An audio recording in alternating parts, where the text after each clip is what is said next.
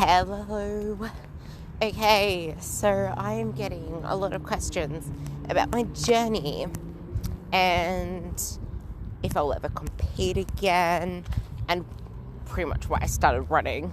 So the reason why I started, where I started from, I think I talked about all of that before, but pretty much I started off with a goal to actually get healthy, get strong, and put on some actual muscle.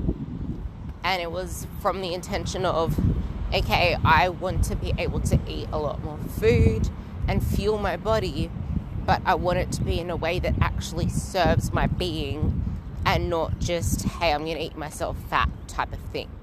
And especially because at this time I was at uni studying a Bachelor of Sports and Exercise Science. And I was also studying like all the chemistry, organic chemistry and stuff like that as part of my master's in dietetics. I was learning all of these things about the body in itself, which actually helped me create a program for myself that was going to move me in the direction that I wanted to go in. Like, I was in uni for like 4 years. Well, three and a bit years. Didn't end up finishing it, but that's a whole other story, because then I went into doing all these other diplomas and certifications and went to a different college, blah, blah, blah. But that was because I also, for about 6 months, became a partner in owning a supplement store. At the same time, I was doing my bodybuilding competition. At the same time, I was PTing for friggin' 6 hours a day, every single day. So it was just unsustainable. I wasn't sleeping enough, and I was trying to study for both my degrees. And because they were on both campuses, the master's degree was in the main University of Sydney campus and the bachelor degree was at a different campus, it was a handful traveling between them. So it was a crazy life. Anyway, so then that's when all of the colleges, diplomas, blah, blah, blah, ended up coming. And I've pretty much been a student ever since. I'm always educating myself. I'm always trying to learn more, be more, do more. But I feel like that university, going through those 3.5 years of uni, was the best thing for me, because it taught me about research. It taught me about being analytical. It taught me so much that a normal PT certificate could never teach you. Because when I actually did my PT certificate, I can't believe how fast I finished it, because it was so basic. And this is what people don't tell you. A general PT certificate, it's so easy to get qualified as a PT these days. And it's not the certificate itself, cool, that gives you, this is why sometimes certifications and university degrees and shit like that can mean jack shit. Because yeah, you can be good at the books, but can you apply it to that client for what that client has? And I'm just going on a tangent again, but honestly, it gives me the shits. People are so by the book sometimes that they don't think, okay, research is cool and all that, but how does that apply to a certain client with what they have? You need to integrate everything together and go beyond face value, which is what so many people do not do. Anyway, back to what I was saying. So I ended up finishing that in the space of a couple of months, and then the only thing that was left for me to do on my practical hours. Anyway, that was done. So in amongst all of that, I did my first bodybuilding comp, and I fell in love with the stage, and I just wanted to keep improving myself, and I learned a lot of what not to do as well as what to do.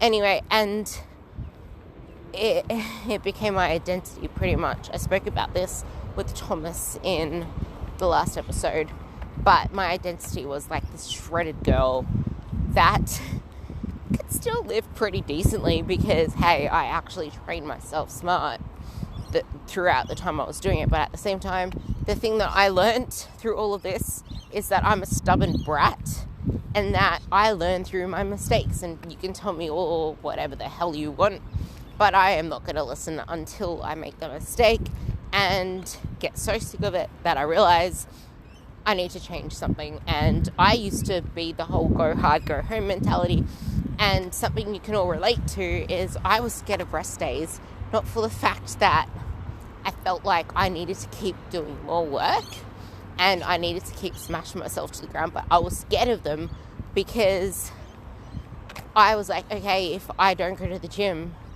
today or do something today, I'm not going to be able to go the next day because now I'm resting. That just gives me the token to always rest. So that was like my fear, because I came from a background of being told you never complete things, you never finish things, you always fail, you always give up. So it was a challenge for me. I didn't start this way. I started off only going twice a week because I was balancing it with uni. I was balancing it with the supplement store, and then I ended up going 3 times a week, then 4, and then as soon as I fell in love with my results, I started going every single day, and I started getting scared of missing days. But then when I got into bodybuilding, here's another thing you can relate to. When I actually got into the prepping stage to the point where I was training my ass to the ground and dieting really hard, I remember there were a couple of times I would drive to the gym and just sit in the car for ages and cry sometimes because I just wanted to go home, because I used to train at 4:30 in the morning, even in winter when I was fucking freezing. But I used to do that all the time because to me, it's if I go first thing in the morning, I actually did it fasted as well. Like I would have about 20 grams of whey with 15 grams of greens powder, which I will explain why soon. But I would have that as my little shake, have some pre-workout with that as well, and train. And my reason for that was, okay, if I wake up, sleep in my gym gear, wake up before the sun comes out, get to the gym, finish it, my brain's not going to think, the gym's going to be pretty empty, I can get my shit done, go home, start my day. And sometimes I'll go back to sleep and then wake up again. And like I said, the reason that I didn't want to eat before, or sometimes eat straight after I wanted to nap, is because if I had that gap and only had a window of eating, then I could actually feel more satisfied with the little food that I was eating for comp. But that's like, people get into competing way too soon. I know that was me as well, and that's why I wanted to get back on stage again last year. This is why I mentioned that part, because I wanted to say I know that I probably started off way too soon without building a base, but that's why I'm so passionate about what I do. Anyway, back to now. So talking about where I got to now, I'm realizing, this is another tangent, just thinking about what I said, people don't realize where they start from. They spit out advice so black and white, like, oh, it's okay if you have this, oh, body positivity. Like, I can go into rambles on every single topic that people just so black and white put out there, like body neutrality, body positivity, like what even is self-love, like all these different things. I mean, there is a nuance behind everything, and I will be so happy to talk about each one. But the thing is, you need to remember where people start, and this is why I fucking hate intuitive eating and the whole listen to your body crap. Because, yeah, okay, that works at a certain point in someone's journey, or it works for certain people. But if you give that advice to the wrong person, it could be the worst thing for that person, if that makes sense. I hope that makes sense, because people forget where they start off. Like, one of my girls, she started with me years ago, and she was with me for a couple of years, and then she got influenced by influencers and decided to go off and do fucking intuitive eating. And you know what? She looked like, I don't mean this in like a way, but she looked like a freaking Like, she had an eating disorder. She looked like she had an eating disorder. She was so malnourished. Her hair was falling out. She had nothing on her face.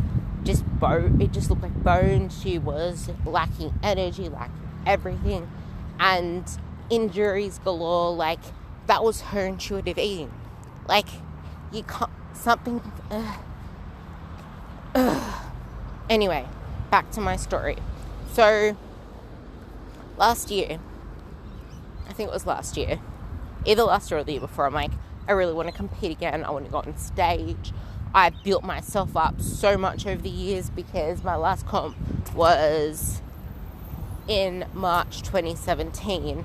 So last year was 2020. I'm like, 3 years I've been building myself up so much, lifting heavy weight, eating a lot of food. It will be amazing to see how much I've changed since then. So I really wanted to compete again. Anyway, so I got into powerlifting after my last bodybuilding show in 2017. Ended up pretty much going pro in that. Thank God I started lifting the proper way when I started. But anyway, that happened, and then COVID happened. And this is when I realized that powerlifting meant so much to me, and it served its purpose in my life, but I was trying to cling on to that identity again. And this is why identities are so important. And you really need to listen to my chat with Thomas, because he actually dug a little deeper into why, and it all is attached to your values and what you value. Anyway, so I did the powerlifting, and when it came to prepping for my last show, Pro Raw, which was 2020 in March, which is when the COVID thing happened. So prepping, I got to my last 2 taper weeks, which the second last week I was training 3 days, and then on the last week I was to train twice, and then I was to do my last training session on the Monday, and then leave on the Thursday to go and compete on the Friday. And you know what? On that Monday, straight after I finished my gym session, they announced gyms closed, no travel, COVID restrictions everywhere. Pro Raw got cancelled on that Monday of the week of my comp. Do you believe it? Anyway, I was a mess that day. I was crying, everything. And then I woke up the next day, because I always tell myself, this is a really strong thing that you can tell yourself. The next day I was like, that day I was like, I always feel better after a good night's sleep when the sun rises the next day. And I felt amazing the next day, and I was just like reflecting on it, like, you know what?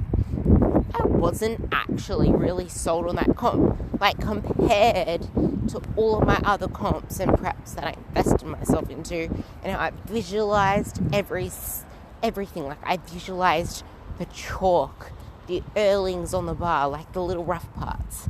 I visualized it to a T, and it gave me so much oomph. And for this one, nope.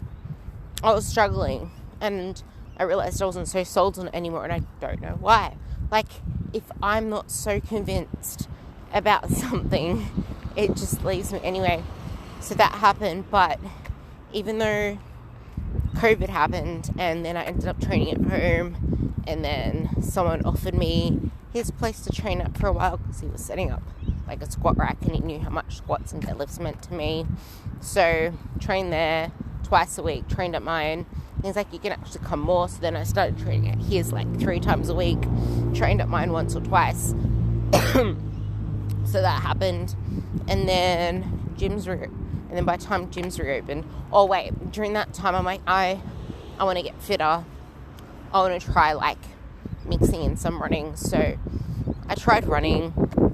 I used to swear by the time I got to like 3 kilometers, couldn't do it. And I always pretty much gave up at 3 kilometers. But then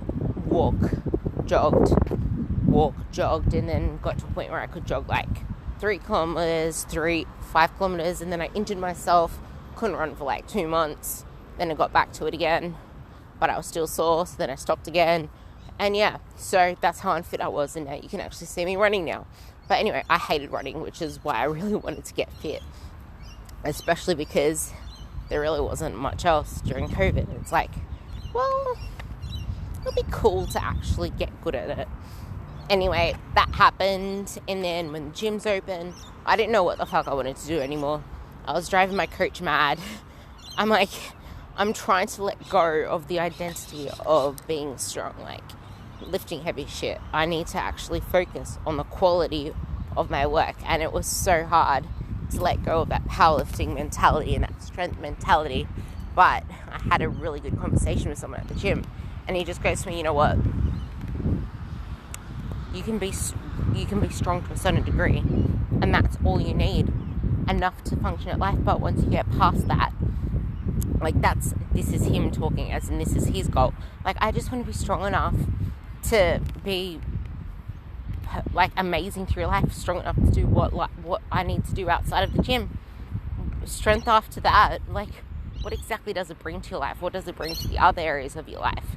And it got me thinking. It's like, yeah, cool. So what exactly does squatting like 100 kilos, 150 kilos bring to the rest of my life? Like, what is it doing for me? I just need to live properly, be able to move, have mobility, and have it lead to the rest of my life. Because the thing is, you don't want to be like, you don't want injuries to fucking hold you back from living life itself. Like, injuries, being immobile in certain ways, being weak as you age, like shortening your lifespan, not being able to live the quality of life that you want to live as you age, all that stuff, and not having the ability to actually maintain your metabolism and your functioning and all that kind of stuff as you age, and just look like a potato sack. Like, no. So it just got me thinking a lot. Anyway, so I started focusing a lot more on the quality of my training, and then I felt lost for a while. I decided I'm just going to write my own program for 4 weeks and just do whatever the fuck I feel like. But I felt lost because I needed to have a structured program, and I realized unless my coach writes a program for me, I am likely to change up my program as I go, which is exactly what I did. I was changing my program as I went during the gym, and I would program exercises I hate, and because I know that I programmed it, my coach didn't, I would skip it. So, yeah, and then I'm like, nah, I cannot wait. I just want to come back to my coach earlier. So instead of taking 4 weeks off, I took 3 weeks off. I only wanted the 2, but they forced a 3rd week on me. And then went back. I knew what I wanted at that point in time, which was, I just want to grow my physique to look like an hourglass. Like, I want big quads, I want a big glutes, I want big shoulders, just because I hate my waist so much. And yes, I hate my waist, but I don't say anything about it because I'm born with it. So I just deal with it. I just focus on the things I like about my body. And the reason I hate it is because I don't have one. My rib cage touches my pelvic bone pretty much, my hip bone. So I don't have any space between there. So I'm literally a column, and I'm short. So that's the reason I hate it. So I'm like, I want to enhance those areas of my body to make me the shape that I want. Anyway, so did that and got programmed for it. Fucking loved it. And I love going to the gym and doing it. Like, it was killing me in a good way. And I loved my program. I loved it up until the point where I changed my goals again. But, like, I love the results I got from it. I loved everything about it, and I still do. And that even made me want to compete even more. But I don't like the idea of dieting, and it doesn't align with my values. So I know I wouldn't be able to push myself that lean for stage, because it's not in line with my values and the values that I'll push out to my clients and the walking the talk I want to do. Like, yeah, I can get someone ready for stage. Easy. Because it's what I do.